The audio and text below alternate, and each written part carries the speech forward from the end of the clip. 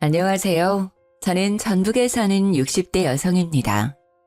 요즘 제 낙은 다른 사람들의 사연을 듣는 일입니다. 듣다 보면 나만 이런 일을 겪은 게 아니구나 생각하거든요. 사람 사는 일이 왜 이렇게 힘든지. 지금은 다 떨쳐내고 잘 지내지만 이겨내기까지 꽤 오랜 시간이 걸렸네요.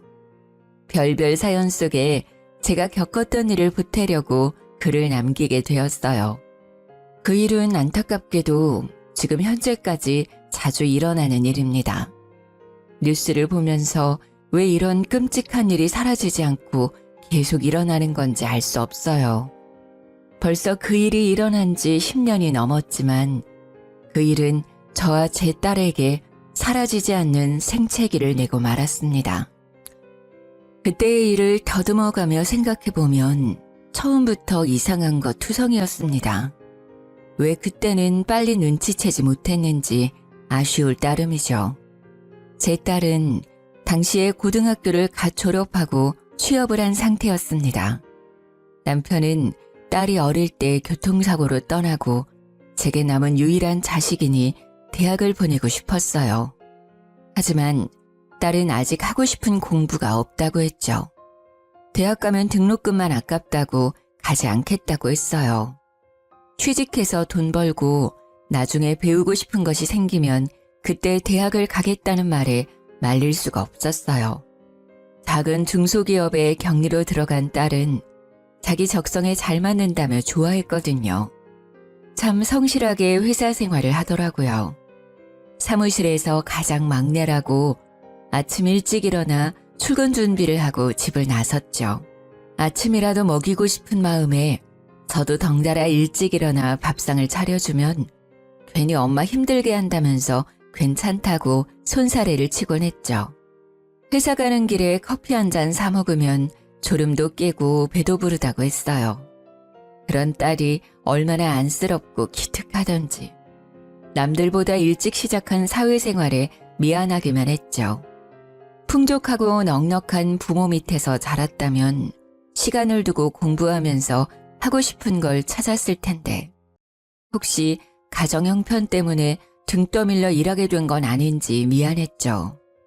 딸이 회사 입사한 지 3년쯤 되었을 때였어요. 딸에게 남자친구가 생겼는지 평소보다 더 열심히 꾸미기 시작했죠. 출근 준비를 하면서 거울 앞에서 보내는 시간이 길어지더라고요. 입는 옷도 달라지고 화장도 더 신경 써서 하기 시작했어요. 제게 말은 안 해도 남자친구가 생겼다는 건 알 수 있었습니다. 아니나 다를까 석 달 정도 지나자 딸이 먼저 넌지시 애인이 생겼다고 말하더라고요. 그 말을 하며 활짝 핀 딸 얼굴을 보니 산뜻한 봄을 맞이한 것 같았어요. 가끔 남자친구 이야기를 꺼낼 때는 뭐가 그렇게도 좋은지 얼굴에 생기가 돌았죠. 그런데 얼마 지나지 않아 딸이 독립하겠다고 하는 겁니다. 이제 겨우 20대 초반이었고 저도 혼자 살고 있었기에 독립을 반대했어요. 하지만 딸은 독립하겠다는 고집을 꺾지 않았죠. 물론 딸이 성인이 되었고 나가서 살 수 있었지만 여자 혼자 밖에 나가 사는 게 걱정되잖아요. 내심 돈을 아껴서 더 모았으면 하는 생각도 있었고요. 제가 계속 독립을 반대하고 나서자 딸은 생전 부리지 않는 고집을 부리면서 언성을 높였죠. 왜 집에서 못 나가게 하는 거예요? 회사도 집이랑 멀기도 하고 돈도 충분히 모았으니까 나가서 살게요. 겨우 그거 모아서 나가서 살겠다고? 미래를 생각해야지. 걱정하지 마세요. 보증금 낼 돈도 모아놨고 월세도 꼬박꼬박 낼 거예요.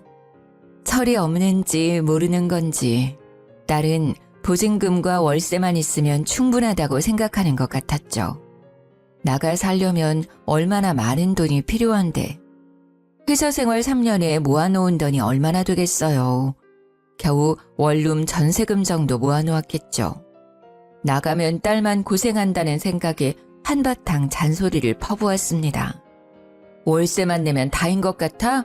먹고 마시는 건 공짜인 줄 알아?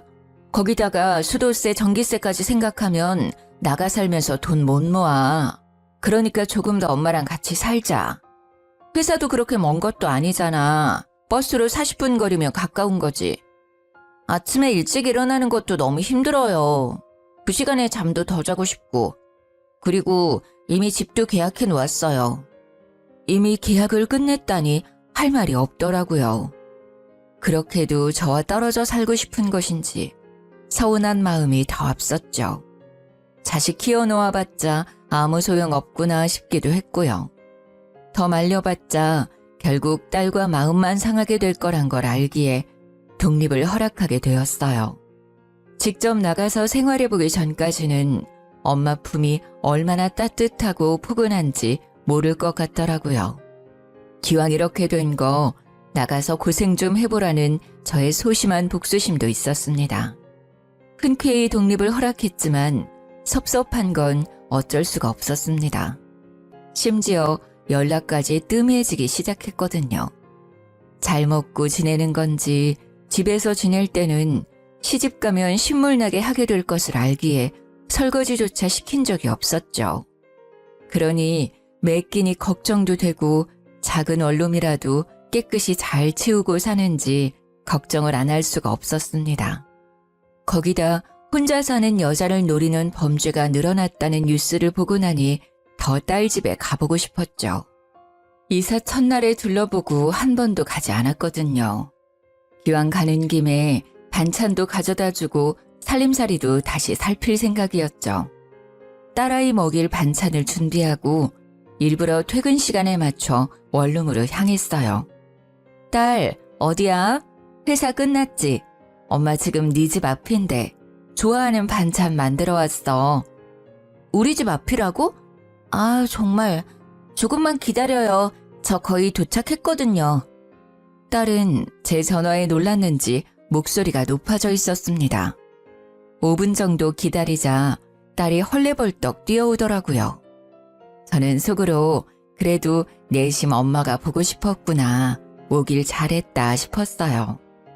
그런데 딸이 제 손에 들린 반찬통을 낚아채듯이 빼앗아 들더니 저보고 이만 돌아가라고 하더라고요. 엄마, 잘 먹을게요. 이만 돌아가세요. 너무 당황했죠. 어젯밤부터 딸 얼굴 볼 생각에 들떠 있었는데 바로 돌아가라니. 무슨 말이야. 네 집도 좀 둘러보고 엄마가 밥 해줄게. 같이 먹자. 국 끓일 재료도 다 준비해왔는데. 저 약속 있어서 나가봐야 해요. 다음에 제가 집으로 갈게요. 딸은 원룸으로 들어가려는 저를 막아서더니 등 떠밀며 내쫓더라고요. 아무리 약속이 있어도 잠깐이라도 집안에 들여보내줄 수 있는 거잖아요. 얼굴 본 지 5분도 안 돼서 돌아가라니 너무 서운하더라고요. 안 본 사이에 마른 것 같은 게 밥도 잘 안 챙겨 먹는 것 같아 속상하기까지 했죠. 밥 한 끼 해먹이는 게 뭐가 이렇게 어려운 것인지 딸을 쳐다보며 살짝 앞머리를 넘기는데 오른쪽 이마 밑으로 시퍼런 멍자국이 보였어요. 너 이마 왜 그래? 어디서 다쳤어? 아무것도 아니에요. 계단 내려오다가 굴러서. 크게 다친 거 아니니까 걱정하지 마세요. 조심해야지. 다른 데는 다치지 않았어? 계단에서 굴렀다니 깜짝 놀라지 않을 엄마가 어디 있을까요? 재빨리 딸 팔을 잡고 옷소매를 걷어 올렸죠. 그런데 팔뚝에도 시퍼런 멍자국이 있는 거예요. 아니 어떻게 굴렀길래 온몸에 온통 멍자국이야. 조심 좀 하지. 아유 세상에. 병원은 가봤어? 딸은 옷소매를 내리며 저를 안심시켰죠. 괜찮아요. 뼈 같은 데는 안 다치고 몸에 타박상만 입었어요. 먹령고 잘 바르면 금방 괜찮아진대요. 어두워지기 전에 어서 돌아가세요. 평소에 얌전하고 점잖은 아이였기에 계단에서 굴렀다는 말 자체가 믿기지 않았어요. 하지만 당시에는 딸이 그렇다고 하면 믿을 수밖에 없었죠.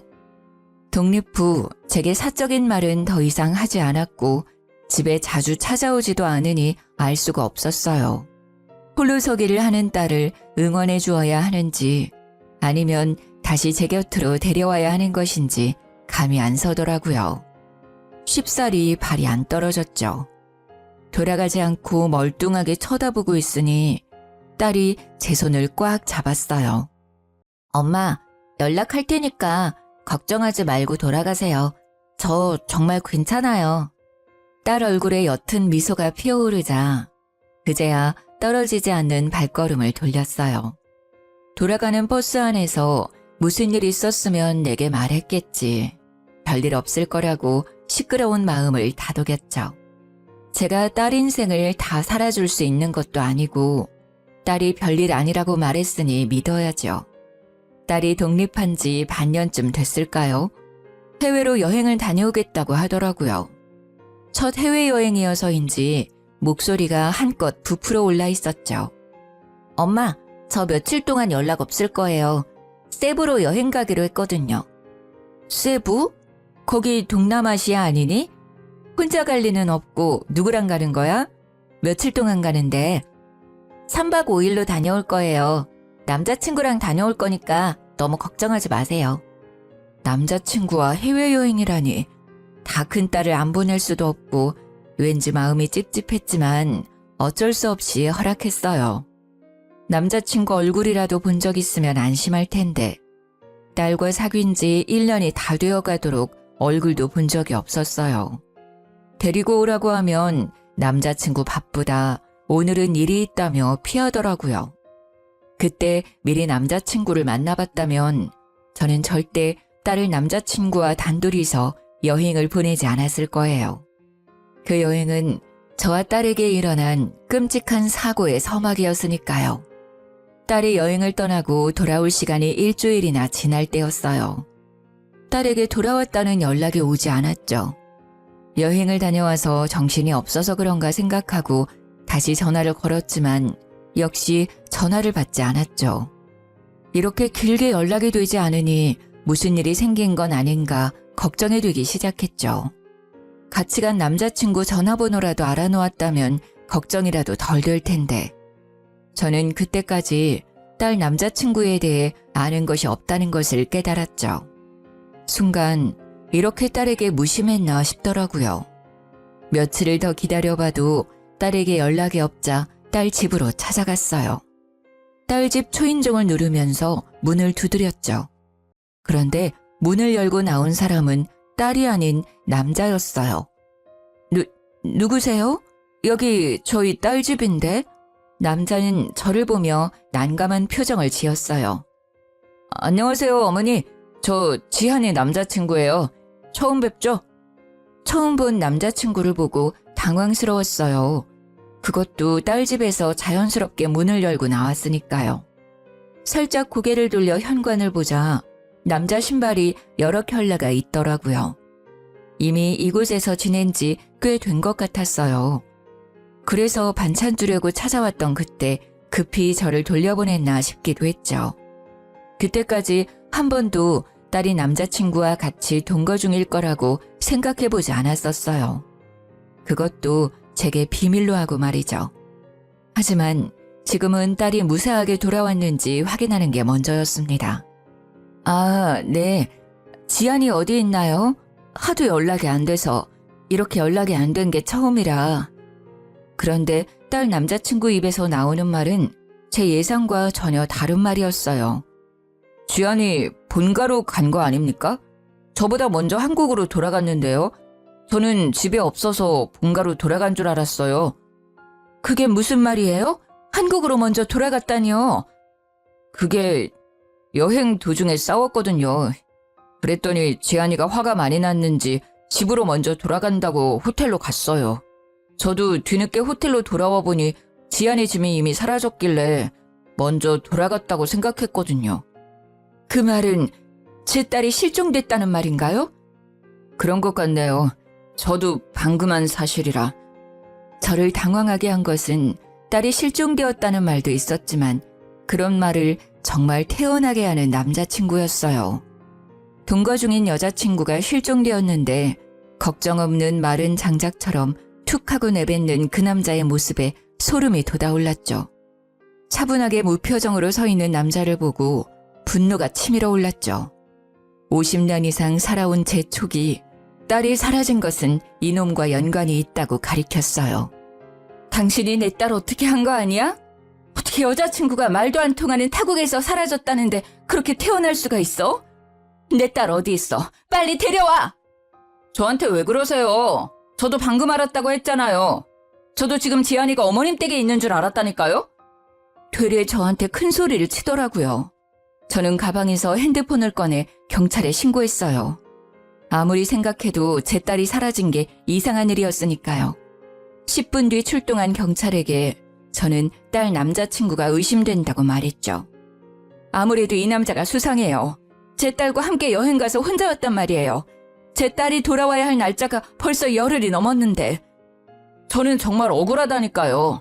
먼저 한국 간다고 짐까지 챙겨 나가버린 걸 저보고 어쩌라는 말입니까? 정말 어머님 댁에 있는 줄 알았다니까요. 아이씨. 두 분 다 진정하세요. 일단 실종 신고부터 하시고 필리핀 현재 경찰에게 수사 요청부터 해보죠. 딸 남자친구는 얼굴이 새빨개지면서 욕까지 내뱉었죠. 이런 폭력적인 남자와 내 딸이 만나고 있었다니 순간 아찔해졌습니다. 심증은 있지만 증거가 없으니 마냥 우길 수도 없고 경찰이 하루빨리 제 딸을 찾아주길 바랄 뿐이었죠. 집으로 돌아와 딸을 찾았다는 연락만 기다렸습니다. 그때까지는 딸을 쉽게 찾을 수 있을 거라고 생각하고 있었죠. 하루하루 시간은 가는데 경찰서에는 연락이 없었어요. 딸이 실종된 지 한 달쯤 되어가자 참다 못한 제가 먼저 전화를 걸었습니다. 저기 실종 신고한 최지안 엄마인데요. 수사가 어떻게 진행되고 있는지 알고 싶어서 연락드렸어요. 아, 네. 필리핀에서 실종됐다고 하셨죠? 어머니, 죄송합니다. 최근 필리핀은 외국인 대상으로 범죄율이 너무 높은 나라라서요. 거기다 밤에 짐까지 들고 나갔다고 하면 못 찾는 경우가 허다해서 말이죠. 찾는데 시간이 걸릴 것 같네요. 경찰 말은 딸을 찾지 못한다는 말이나 마찬가지였죠.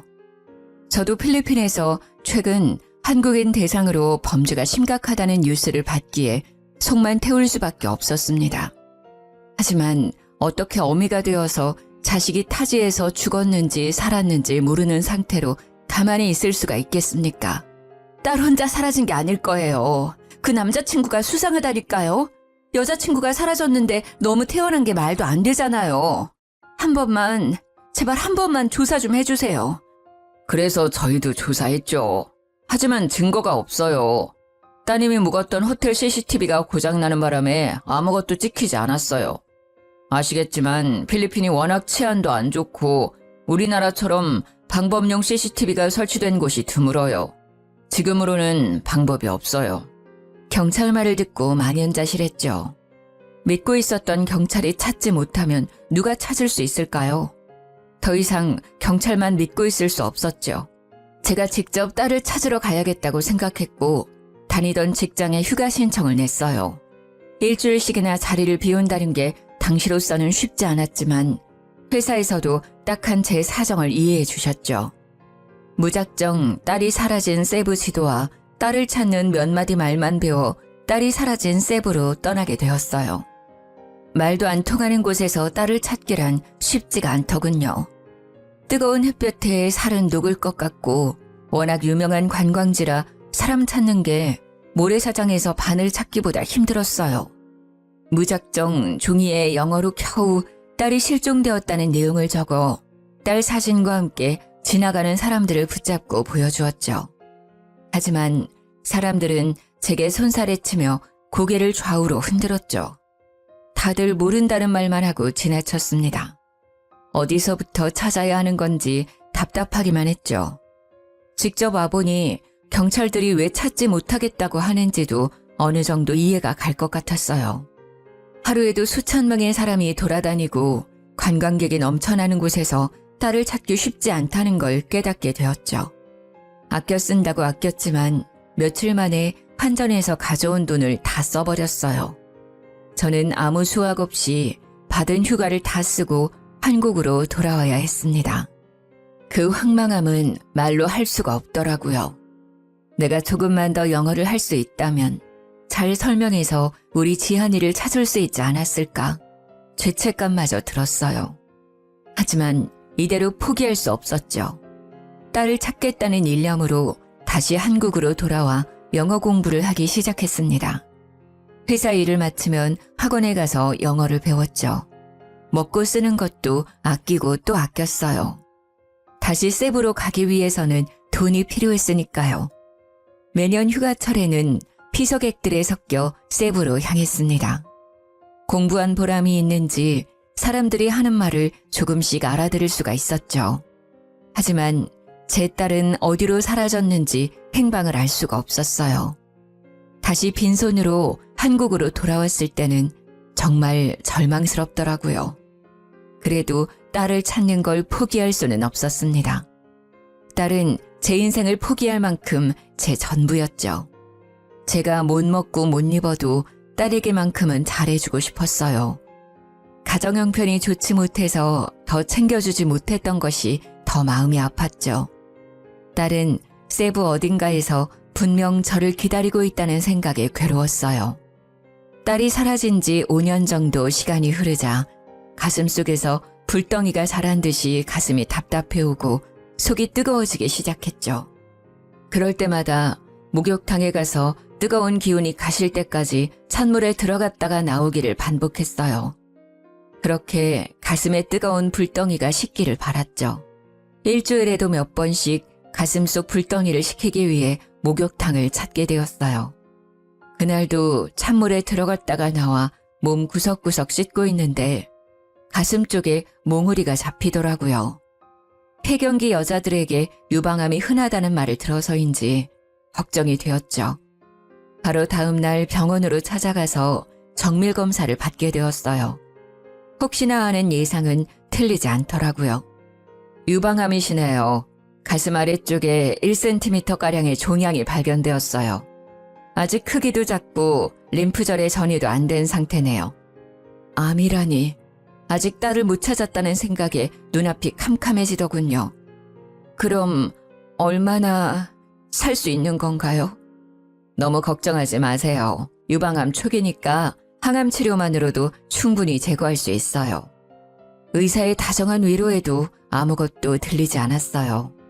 저는 조용히 일어나 진료실을 나왔습니다. 항암 치료만 받으면 살 수 있다니. 하지만 딸도 없는 세상에 혼자 살아서 뭐 하겠어요. 그때는 모든 희망을 잃어버린 것 같았죠. 캄캄한 방 안에서 누워있는데 무엇을 해야 하는지 모르겠더라고요. 눈물만 흐르고 세상 모든 게 원망스러웠죠. 손끝 하나에도 힘이 들어가지 않았어요. 이대로 죽으면 딸을 만날 수 있을까 하는 바보 같은 생각까지 들더군요. 그때 벽에 걸린 가족 사진이 눈에 들어왔어요. 남편이 살아생전 찍었던 어린 딸이 보였죠. 뽀얀 얼굴에 붉은 입술. 그 얼굴을 보고 이부자리에서 벌떡 일어섰습니다. 이대로 딸을 두고 죽을 수는 없다는 생각이 들더라고요. 죽더라도 딸 옆에서 죽고 싶었어요. 딸 머리카락 한 올이라도 제 품에 품고 죽어야겠다는 생각이 들었죠. 다음 날부터 저는 주위를 정리하기 시작했어요. 전 재산을 정리해서 필리핀으로 갈 계획을 세웠죠. 집을 부동산에 내놓고 회사에도 퇴직 신청을 했습니다. 들어놓았던 보험도 정리해서 보험금 청구도 받으니 돈이 꽤 모였죠. 이 돈이면 필리핀에서 작은 집 하나 얻어서 남아있는 목숨 동안 딸을 찾을 수 있겠다 싶었죠. 다시 태양빛이 내리쬐는 세부로 돌아와 딸아이 사진과 쪽지를 쥐고 지나가는 사람들을 붙잡아 세우며 보여주었죠. 사람들은 여전히 제게 관심이 없었고 딸 소식은 여전히 깜깜무소식이었죠. 암이 다른 곳에 전이돼서 상태가 악화되기 전에는 찾을 수 있을지 걱정과 조급함이 들었어요. 한 달을 세부 거리를 찾아다닐 때 문득 딸이 세부가 아닌 다른 곳에 있는 건 아닐까라는 생각이 들더라고요. 다음 날 세부 옆에 있는 네그로스 섬으로 가게 되었어요. 필리핀으로 딸을 찾으러 온 지 5년이 넘어서 처음으로 다른 섬으로 딸을 찾으러 가게 된 거죠. 낯선 거리에서 딸아이 사진과 쪽지를 꺼내어 지나다니는 사람들에게 보여주었습니다. 딱히 그곳으로 간다고 사람들이 제 사연에 관심을 주는 건 아니었어요. 관심 없이 지나쳐가는 사람들을 보니 저도 지쳐가더군요. 날씨는 왜 그렇게 후덥지근하던지 뜨거운 햇볕에 잠시 길가의 나무 아래로 피해 들어갔죠. 가방에서 생수병을 꺼내어 목을 축이고 있을 때였어요. 건너편 길가에 한국인 부부처럼 보이는 사람이 지나가더라고요. 아내가 임신을 했는지 배가 불뚝 불러와 있었죠. 제 딸 또래로 보이는 여자를 보니 다시 눈물이 왈칵 차올랐습니다. 내 딸은 어디에 있는지 알기만 하면 이 엄마가 당장 찾으러 갈 텐데 속상한 마음에 손에 들린 딸아이 사진을 쳐다보았습니다. 그 순간 내 딸이라는 본능적인 느낌이 확 들더라고요. 저는 그 자리에서 벌떡 일어났습니다. 방금 길 건너 지나간 임산부는 분명 제 딸이었어요. 멀리 있고 체형이 달라져서 늦게 알아봤을 뿐이지 분명 제 딸이 확실했죠. 저는 단숨에 차도를 가로질러 부부를 향해 뛰기 시작했어요. 부부에게 가까워질수록 제 딸이라는 생각이 더욱 확실해지더군요. 10달을 품어 20년 이상을 키운 딸을 엄마가 몰라볼 리가 없잖아요. 저기요! 거기서 봐요! 뛰어가며 부부를 향해 한국말로 불러 세웠어요. 그랬더니 부부가 멈춰서 고개를 돌리더군요. 가까이서 본 임산부의 얼굴은 정말 제 딸아이였습니다. 꿈에서도 찾아 헤매던 딸이었죠. 지안아, 엄마야. 엄마가 너를 찾으러 왔어. 엄마랑 같이 돌아가자. 그런데 딸이 뒷걸음치며 물러서더니 옆에 서 있던 남자 뒤에 숨더라고요. 지안아, 엄마라니까? 왜 그래? 엄마 몰라보겠어? 제 아내를 아는 분입니까? 어머니요? 맞아요. 제가 엄마예요. 그런데 왜 저를 못 알아보죠? 지안아, 엄마 봐봐. 일단 진정하세요. 아내가 놀라서 제가 말해드리겠습니다. 그러니 일단 진정하십시오. 딸을 바로 앞에 두고 제대로 얼굴조차 볼 수 없다니 울분이 목 끝까지 차올랐죠. 제 딸한테 무슨 일이 있었던 거죠? 왜 이제까지 돌아오지 않은 거예요? 제 아내 이름이 지한이라는 것도 저는 방금 알았어요. 저와 처음 만났을 때는 이름도 과거도 잊어버린 상태였거든요. 그게 무슨 말이죠? 이름을 기억하지 못한다는 말인가요? 기억상실증이라도 걸렸단 말이에요? 어머니, 차근차근 말해드릴 테니 진정하세요. 그전에는 무슨 일이 있었는지 모르지만 일단 저와 처음 만났을 때는 기억을 잊어버린 상태였습니다. 그때 당시 저는 이곳에 사업차 머무르고 있던 중이었어요.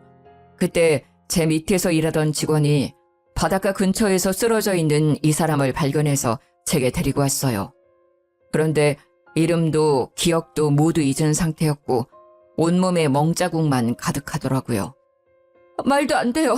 그럼 왜 바로 신고하지 않았죠? 할 수 있었잖아요. 했죠. 왜 안 했겠습니까? 대사관으로 같이 찾아갔어요. 그런데 이 사람의 기억이 있어야 말이죠.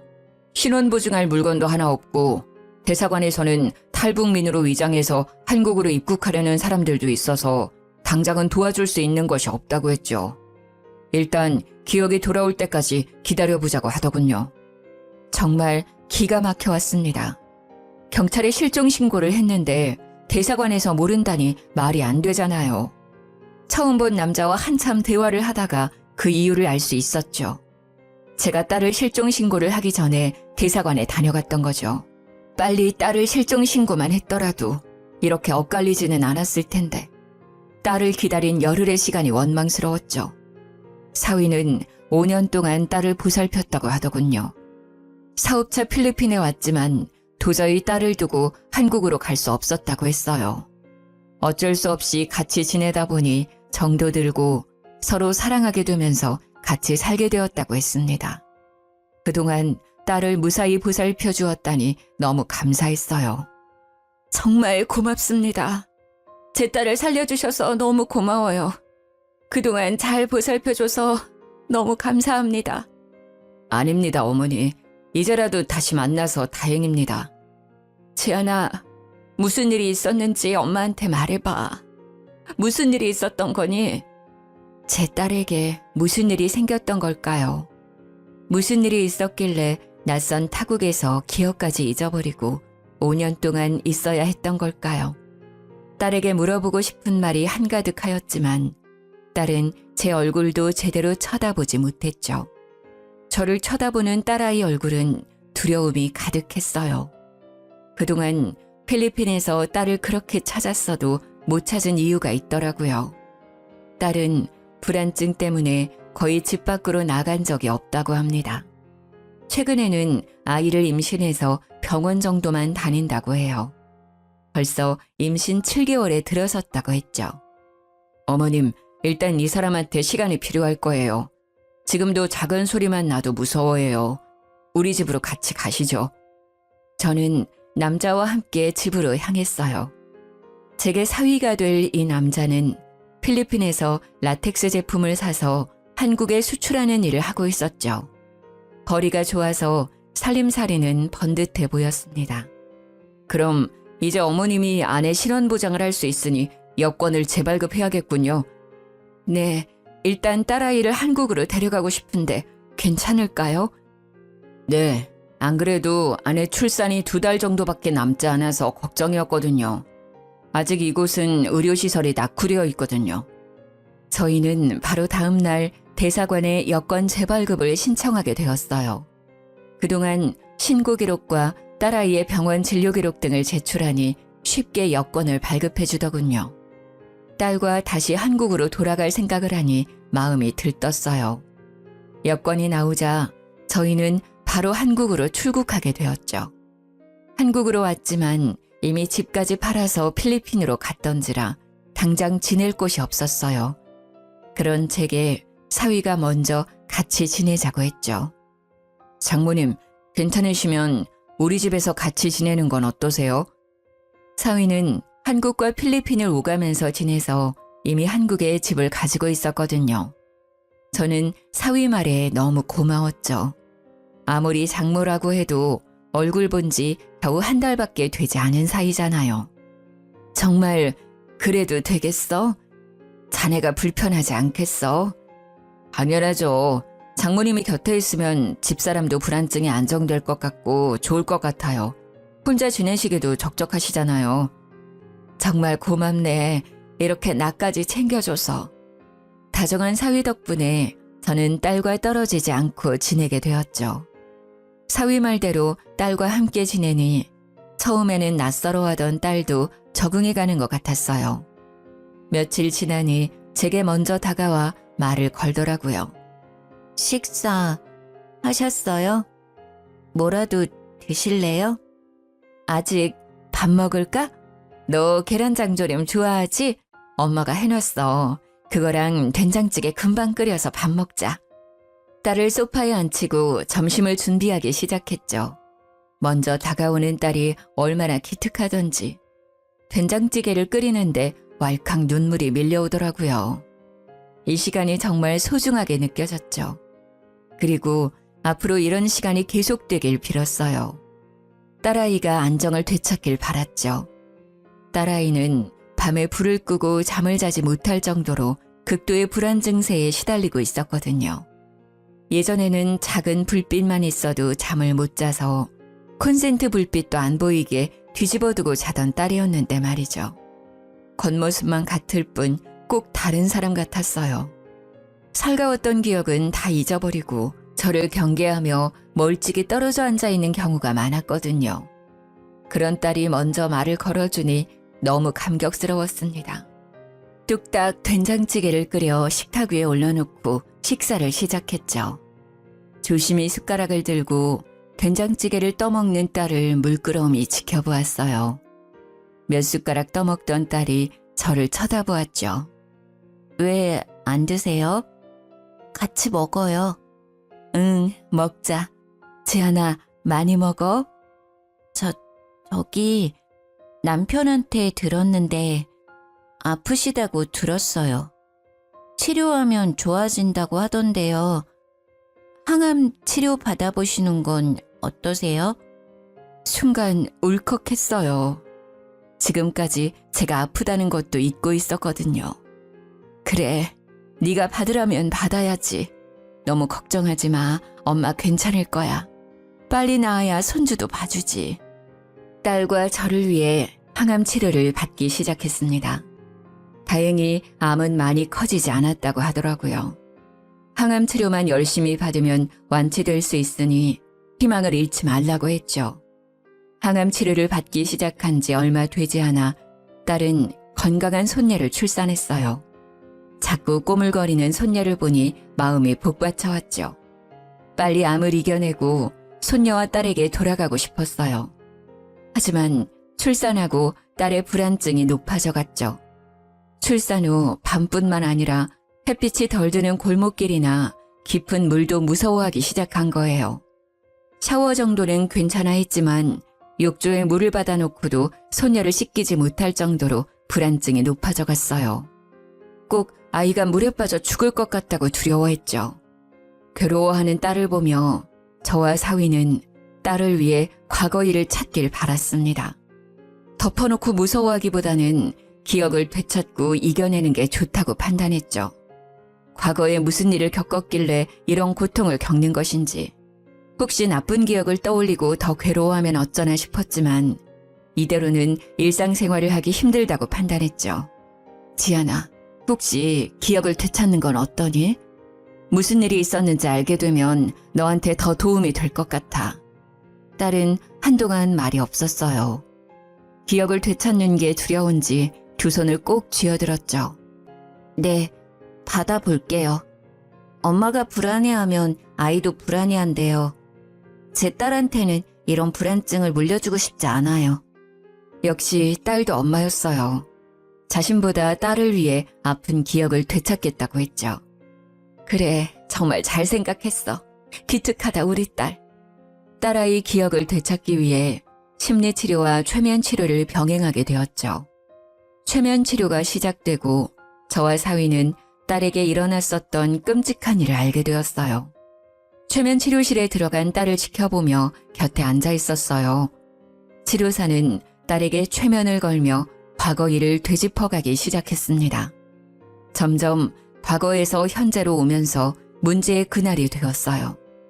딸은 최면 속에서 그날의 기억을 더듬으며 말하기 시작했죠.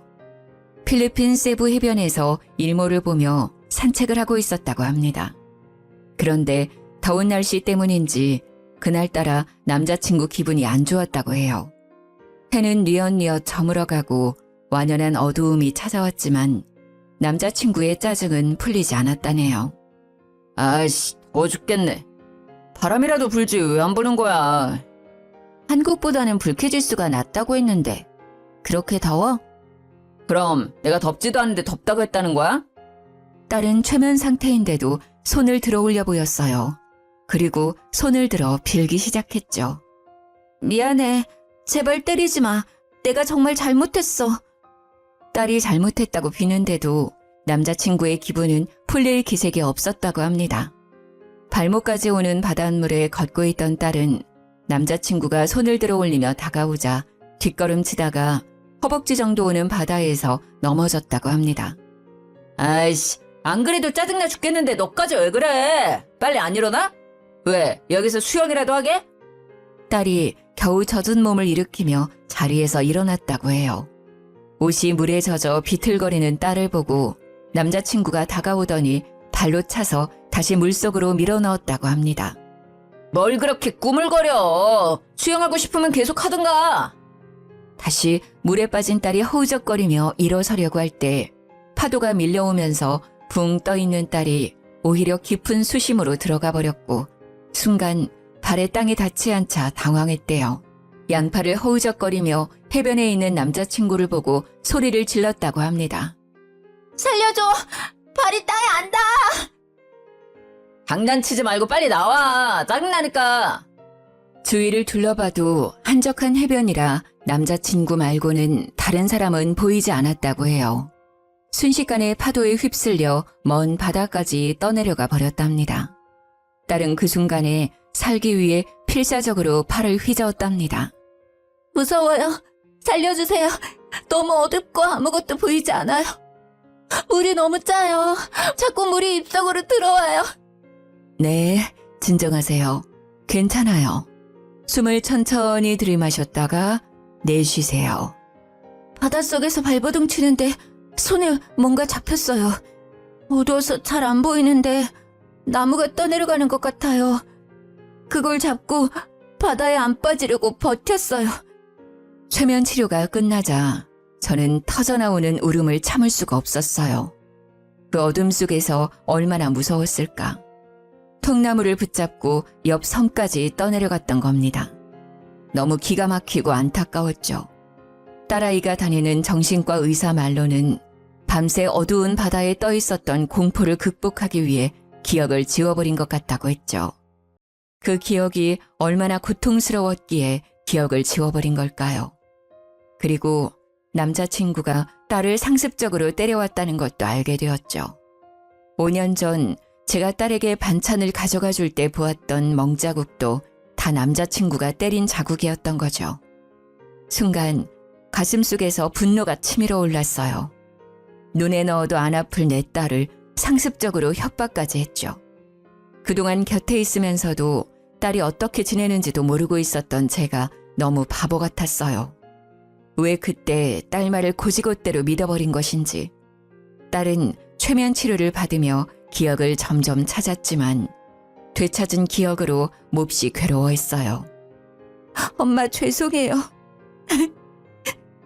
독립한 것도 남자친구가 자기가 지낼 곳이 없다고 저보고 집 구하라고 했어요. 그리고 엄마가 아시면 반대할 테니까 몰래 살게 했는데 같이 살다 보니 몰랐던 폭력성이 보이더라고요. 도망가려고 하니까 자기 말 안 들으면 엄마까지 때린다고 협박해서 도망칠 수가 없었어요. 저는 울먹이는 딸을 꽉 끌어안았습니다. 그동안 얼마나 무서웠을까요? 그런 나쁜 놈 때문에 내 딸이 그런 고생을 겪다니. 피가 거꾸로 흐르는 것 같았죠. 괜찮아. 엄마는 괜찮아. 네가 이렇게 돌아왔잖아. 이제 다 괜찮아질 거야. 저는 정말 참을 수가 없었어요.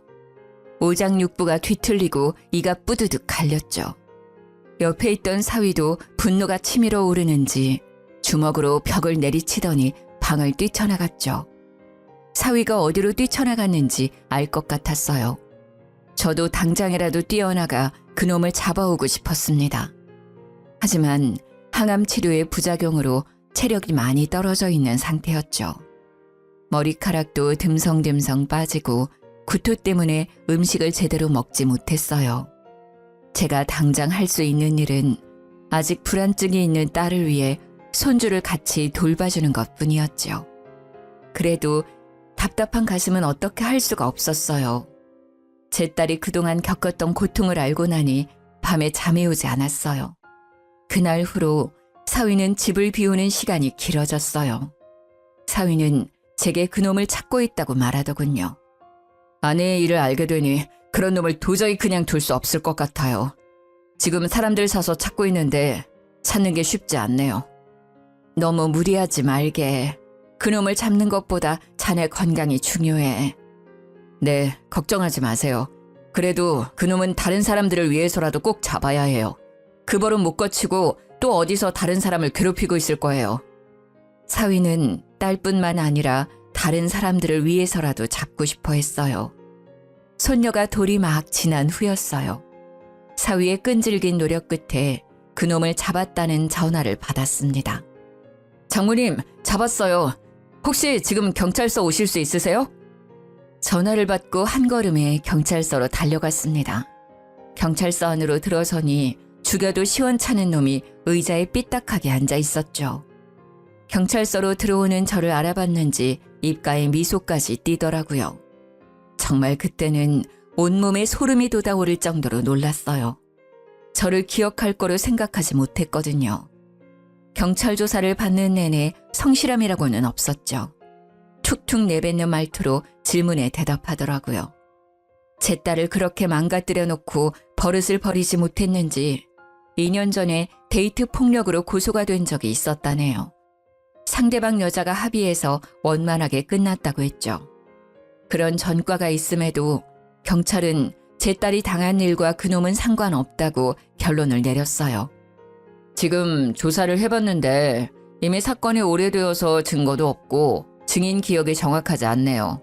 최면 치료 중에 나온 기억이잖아요. 증거로 보기에는 어려워요.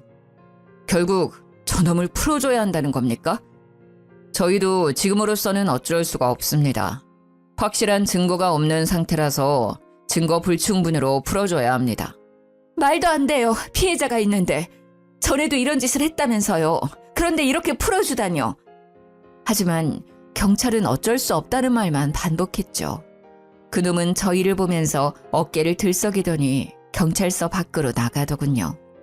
분노가 치밀어 올라 이대로 그놈을 보낼 수가 없었어요. 바로 그놈을 따라가며 옷자락을 붙잡았죠. 가긴 어딜 가? 거기 안 서? 내가 찾아갔을 때 말했어야지. 나한테 거짓말하고 그동안 뻔뻔하게 살아? 이런 짐승만도 못한 놈아. 그럼 내가 바다에 빠뜨렸다고 말이라도 하길 바랐어? 증거가 없다잖아. 이미 5년이나 지난 일로 왜 그래? 살아 돌아왔으면 감사하게 생각하면서 살라고. 이 미친 노인네야. 못 가. 다시 경찰서로 들어가. 이렇게는 못 보내. 내 딸을 그렇게 만들어 놓고 어딜 가? 저는 그놈에게 달려들어 멱살을 붙잡고 경찰서로 잡아 끌었습니다. 그놈은 멱살을 잡은 제 손을 잡아 비틀고 뒤로 밀어버리더군요. 저는 비틀거리면서 바닥에 주저앉고 말았습니다. 그 모습을 본 사위가 놈의 얼굴을 주먹으로 내리쳤죠. 이 새끼가 지금 누구를 미는 거야? 너는 뭐야? 노인네랑 무슨 사위라도 되냐? 그래, 사위다 왜? 너 때문에 내 아내가 얼마나 괴로워 있는지 알아? 둘이 뒤엉켜 싸우기 시작하자 경찰들이 밖으로 나오면서 두 사람을 붙잡고 떨어뜨려 놨습니다. 지금 경찰서 앞에서 뭐 하시는 겁니까? 그만두세요! 저 자식이 제 장모님을 밀었다고요. 내가 그냥 밀었어? 노인네가 먼저 시비를 걸었잖아. 들어가서 조서 쓰고 돌아가세요. 아무리 악감정이 쌓였다고 해도 서로 폭력 행사하는 것은 안 됩니다. 두 사람은 다시 경찰서로 들어가 조서를 쓰고 돌아갔죠. 사위는 돌아가는 내내 화가 풀리지 않는지 두 손을 부들부들 떨었어요. 죄송합니다, 장모님. 분명 잡아서 처벌을 받게 하려고 했는데 이렇게 될지 몰랐어요. 아니야, 왜 그런 말을 해? 자네는 최선을 다했어. 우리 손으로 잡아넣지는 못했지만 그래도 해볼 수 있는 건 다 해봤잖아. 집으로 돌아온 저희는 다시 일상을 되찾아갔습니다. 딸은 아직 불안증이 높지만 꾸준히 약과 상담을 받으며 회복해가고 있었고 손녀는 하루가 다르게 건강하게 커가고 있었죠. 모든 것은 평화로워 보였지만 뭔가 끝나지 않은 것 같은 찝찝한 기분은 사라지지 않더라고요. 그놈이 어디서 또 어떤 여자들을 괴롭히고 때리고 있을 생각을 하니 뭔가 끝내지 않은 숙제를 남겨놓은 느낌이 들었거든요. 그렇게 한 반년 정도 지나 저는 정기검진을 위해 병원에 다녀오게 되었어요. 병원에서는 전이도 없고 치료도 잘 되고 있다고 하더군요. 이제 지겨운 암도 끝이구나 생각하며 병원 로비를 걸어가고 있을 때였죠. 제 눈앞에 그놈이 걸어오더라고요. 선글라스를 끼고 손에는 지팡이를 집은 채 옆에는 사회복지사로 보이는 중년 여자의 부축까지 받으면서 제 옆을 지나쳐가더라고요. 온몸에 털이 바짝 올랐어요. 아무리 후안무치라고 해도 바로 옆에 서 있는 피해자를 몰라본다니 믿을 수가 없었죠. 전에 경찰서에서도 저를 바로 알아봤으니까요. 손발이 덜덜 떨리더니 심장이 팔딱이더라고요. 가쁜 숨을 내쉬며 뒤를 따라갔죠. 두 사람이 멈춘 곳은 안과였어요. 그놈이 간호사와 함께 진료실로 들어가자 부축하던 중년 여자에게 다가갔습니다.